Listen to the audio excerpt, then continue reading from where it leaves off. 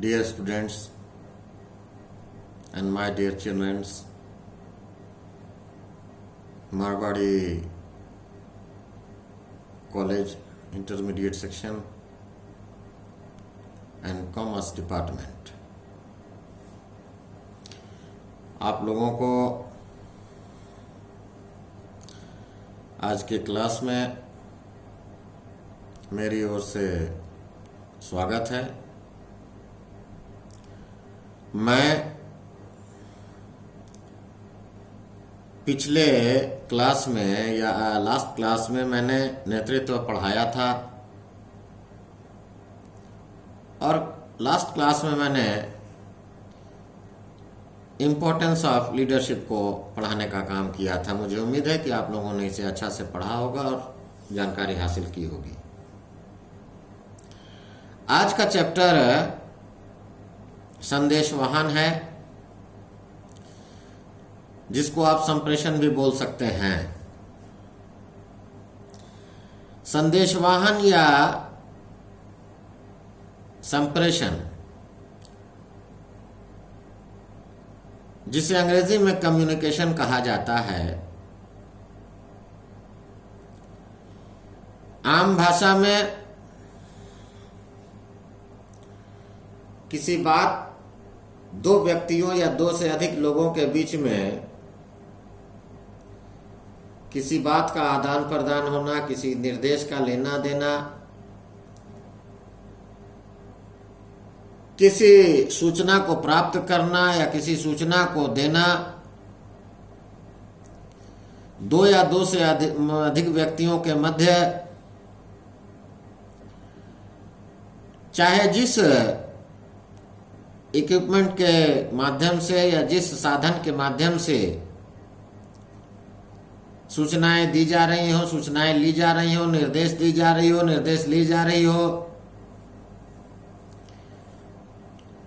ये तमाम बातें संप्रेषण या संदेशवाहन कहलाता है आम भाषा में।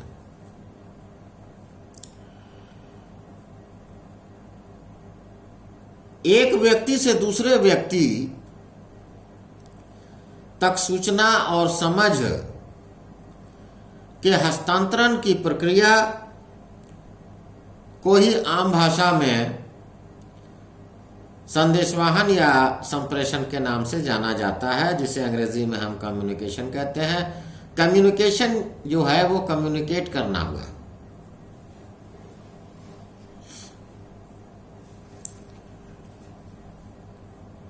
यह संप्रेषण को दो या दो से अधिक व्यक्तियों के विभिन्न साधनों द्वारा विचारों, मतों, संदेशों, सूचनाओं या निर्देशों के आदान प्रदान या हस्तांतरण किए जाने के रूप में जो कार्य होते हैं वो संप्रेषण अथवा संदेशवाहन अथवा कम्युनिकेशन कहा जाता है। कई प्रकार के विद्वानों ने या कई विद्वानों ने संप्रेषण या संदेशवाहन को अपने अपने भाषा में परिभाषित करने का कार्य किया है। प्रोफेसर डेविस ने कहा है कि संप्रेषण वह प्रक्रिया है जिसमें संदेश व जानकारी को एक व्यक्ति से दूसरे व्यक्ति तक पहुंचाया जाता है या पहुंचाया जाए। एडविन ब्राउन फिलिपो के अनुसार संदेशवाहन अन्य व्यक्तियों के इस प्रोत्साहित करने का कार्य है जिससे वह किसी विचार का उसी रूप में अनुवाद करे जैसा कि लिखने या बोलने द्वारा किया जाता है। संदेश को एक व्यक्ति से दूसरे व्यक्ति तक पहुंचाना ही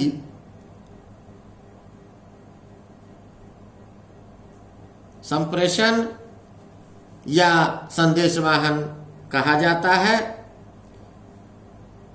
संदेशवाहन उन सब बातों का योग है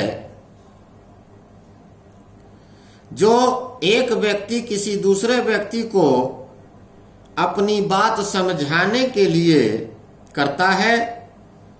इसमें कहने, सुनने और समझने की विधिवत क्रिया निरंतर चलती रहती है।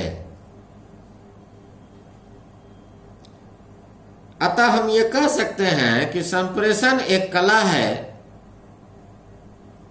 जिसके अंतर्गत आदेश देना, निर्देश देना,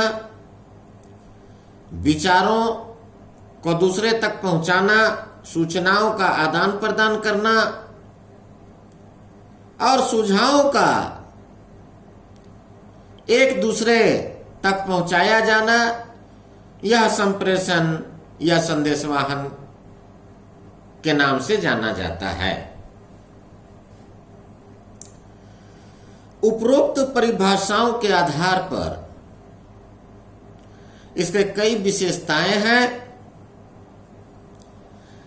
कैरेक्टरिस्टिक्स ऑफ कम्युनिकेशन, कम से कम दो व्यक्तियों का होना, एट लीस्ट 2 persons, विचारों का आदान प्रदान किया जाना, एक्सचेंज ऑफ आइडियाज, आपसी समझ का होना, म्यूचुअल अंडरस्टैंडिंग, प्रत्यक्ष या अप्रत्यक्ष संदेशवाहन का होना, डायरेक्ट एंड इनडायरेक्ट कम्युनिकेशंस, लगातार चलने वाली प्रक्रिया, कंटिन्यूअस प्रोसेस ऑफ कम्युनिकेशंस, शब्दों व संकेतों का प्रयोग किया जाना, use of words as well as symbols, चक्रीय प्रक्रिया के रूप में, सर्कुलर प्रोसेस, सहयोग का आधार, बेसिस ऑफ कोऑपरेशंस। ये तमाम बातें जो आप देख रहे हैं, मैं जो बता रहा हूं, ये संप्रेषण या कम्युनिकेशन से संबंधित है और इसको आप अच्छे से पढ़ें, इसकी विशेषताओं को जानें। हम यह कह सकते हैं संदेशवाहन या संप्रेषण के संदर्भ में कि संदेशवाहन दो या दो से अधिक व्यक्तियों के मध्य संदेशों, विचारों, भावनाओं, संपत्तियों, तथ्यों तथा तर्कों का पारस्परिक आदान प्रदान है और यही संदेशवाहन कहा जाता है। संदेशवाहन दो तरफा प्रक्रिया है क्योंकि यह प्रेषक के साथ आरंभ होती है और तब समाप्त होती है जब प्रेषक को प्राप्तकर्ता से प्रतिपुष्टि या फीडबैक मिल गया हो। संदेशवाहन की प्रक्रियाएं कई प्रकार की होते हैं। प्रोसेस ऑफ कम्युनिकेशंस, जैसे विचारों की सृष्टि या विचारों का प्रेषण, इसके अंतर्गत आता है विचारों की सृष्टि, संदेश बौद्धता और संदेश प्रेषण। उसके बाद है संदेश प्राप्ति, उसके बाद संदेशवाहन या संदेश वाचन एवं कार्यवाही। ये तमाम को लेकर के हम कह सकते हैं कि यह विचारों का प्रेषण है और यही संदेश वाहन की प्रक्रिया या प्रोसेस ऑफ कम्युनिकेशन कही जाती है। तो बच्चों, मैंने आप लोगों को जो बताया है उसको किताब को खोल करके देखेंगे, पढ़ेंगे। जो समझ में आएगा ठीक है, जो समझ में नहीं आएगा उसको मेरे से पूछने का प्रयास करेंगे। और आप जानते हैं कि जमील सर हमेशा तत्पर हैं। जो बच्चे पढ़ना चाहते हैं उसको मैं पूरी मदद करता हूं।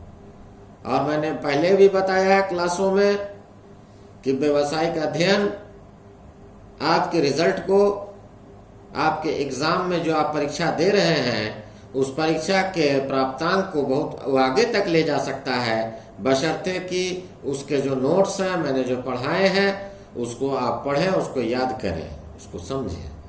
आज बस इतना ही। धन्यवाद।